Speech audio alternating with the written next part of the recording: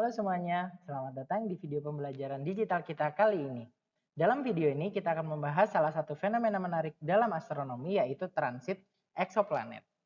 Kita akan memulai dari pertanyaan paling sederhana yaitu apa itu transit eksoplanet? Transit eksoplanet adalah sebuah fenomena ketika sebuah planet melintas di depan bintang induknya jika dilihat dari perspektif kita sebagai pengamat yang berada di bumi. Jadi setiap planet kita tahu pasti akan mengelilingi bintang induknya. Apabila orientasinya tepat, maka kita akan mengamati fenomena seperti yang ada pada video ini, yaitu sebuah planet tersebut melintas di depan bintang induknya. Sama seperti bagaimana Merkurius ataupun Venus melintas di depan matahari ketika kita lihat dari bumi. Nah, ketika planet tersebut melintas di depan bintang induknya, maka akan ada bagian dari bintang induk yang tertutupi oleh planet tersebut. Sehingga akan ada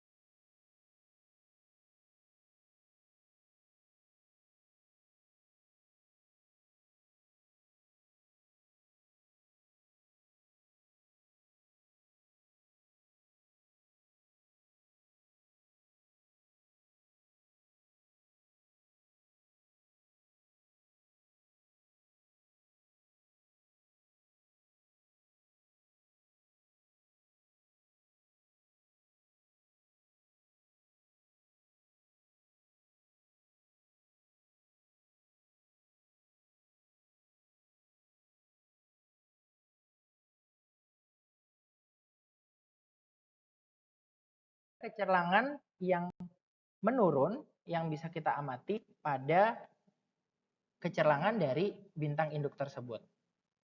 Nah, kecerlangan bintang ini umumnya mengalami penurunan yang kecil namun tetap dapat diukur. Nah, metode transit ini sampai saat ini menjadi salah satu cara yang paling sukses bagi para ilmuwan untuk mendeteksi eksoplanet, terutama eksoplanet yang berukuran kecil seperti bumi. Nah, dari pengamatan transit eksoplanet kita akan mendapatkan informasi berupa kurva cahaya, yaitu kurva yang menggambarkan bagaimana kecerlangan dari bintang induk dari sebuah planet ini menurun seiring dengan berjalannya waktu. Contohnya adalah pada gambar di sebelah kanan. Secara lebih detail, kita bisa memperbesar gambar tersebut menjadi sebagai berikut. Ini adalah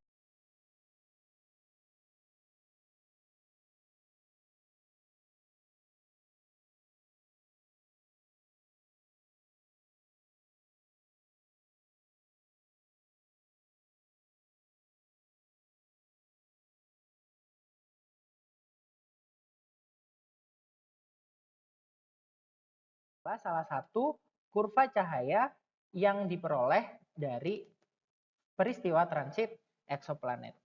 Dari sini kita bisa melihat bahwa kecerlangan awal dari sebuah bintang induk ini berada pada nilai 1 yang kemudian akan turun intensitas cahayanya, kemudian dia akan stabil pada intensitas yang rendah sampai kemudian kembali ke intensitas awal.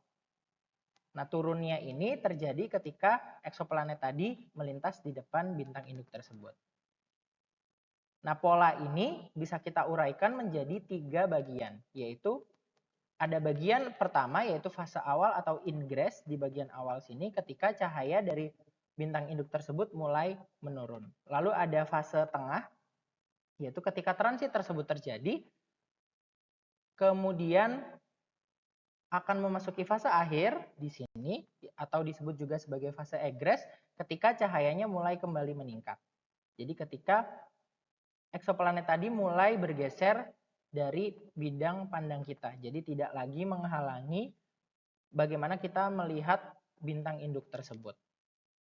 Nah, dari grafik ini sesungguhnya kita bisa menemukan berbagai parameter-parameter fisis dari eksoplanet. Yang pertama, kita bisa memperkirakan berapa jari-jari planet yang melintas tadi dengan cara kita mengukur seberapa dalam kurva cahaya yang terbentuk di sini. Semakin besar jari-jari planet tersebut, maka bisa dipastikan kurva cahaya ini juga akan turun semakin dalam. Sebaliknya, jika kurva cahayanya dangkal, maka juga jari-jari planet tersebut bisa kita pastikan lebih kecil.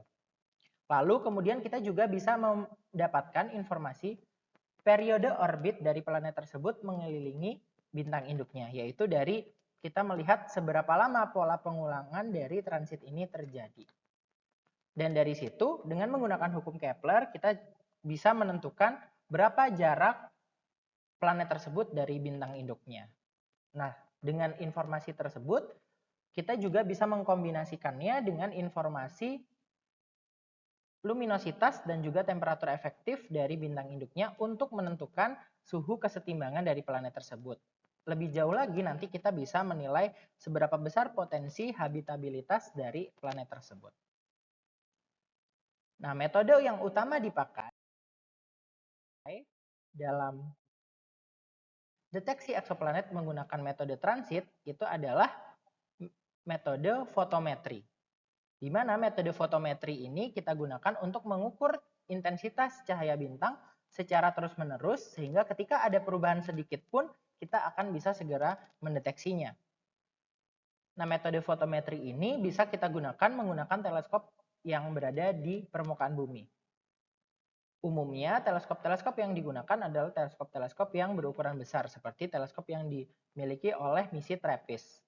Tapi kita juga bisa menggunakan teleskop-teleskop yang kecil, namun tentunya ada keterbatasan-keterbatasan. Jadi kalau teman-teman ingin melakukan pengamatan transit eksoplanet dengan menggunakan instrumen yang ada di ITERA sekalipun, kita bisa menggunakan instrumen tersebut seperti teleskop robotik yang ada di OAIL ITERA untuk mendeteksi transit eksoplanet. Namun, karena keterbatasan dari pengamatan di landas bumi, kita juga bisa menggunakan teleskop luar angkasa seperti teleskop Kepler atau teleskop TESS, yaitu Transit Exoplanet Satellite Survey. Nah, selain itu kita juga bisa menggunakan metode lain, yaitu metode spektroskopi dengan kita menganalisis spektrum cahaya bintang untuk mengetahui transit dari eksoplanet tersebut sekaligus komposisi dari atmosfer planet tersebut, misalkan apakah ada keberadaan H2O atau air maupun CH4 di atmosfernya. Nah, transit eksoplanet ini sendiri telah membawa dampak besar pada penelitian astronomi, diantaranya memahami distribusi planet di galaksi kita, kemudian mengidentifikasi senyawa kimia dalam atmosfer planet, dan juga untuk mengkarakterisasi bagaimana dinamika sistem multiplanet yang ada di bintang lain. Nah, dari video ini kita mengetahui bahwa transit eksoplanet bukan hanya membantu kita memahami planet-planet di luar tata surya, tetapi juga memberikan petunjuk tentang kemungkinan kehidupan di tempat lain.